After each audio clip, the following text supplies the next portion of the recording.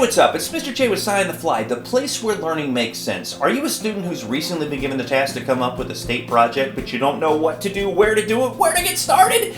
If so, I'm here to help. Now, I'm not going to do this project for you, but I do want to give you enough information to help get that ball rolling so you can take it, run with it, and do a great job. I do have a state report graphic organizer that I have for sale on my Teacher Pay Teacher website. If you think that this might be something that you want or need, I'm going to put a direct link in the comment section down below.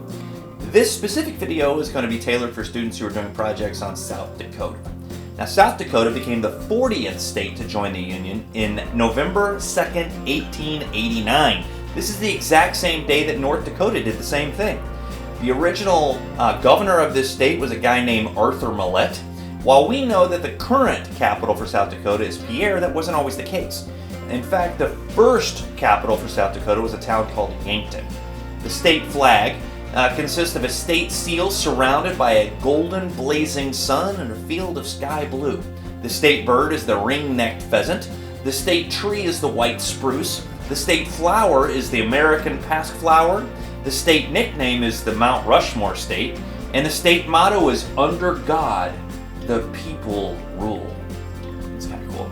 Now, hopefully this is enough information to get that ball rolling so you can take it, run with it, and do an awesome job. Best of luck. I know you're going to do a great job. Until next time, it's Mr. J with SciOnTheFLy, the place where learning makes sense.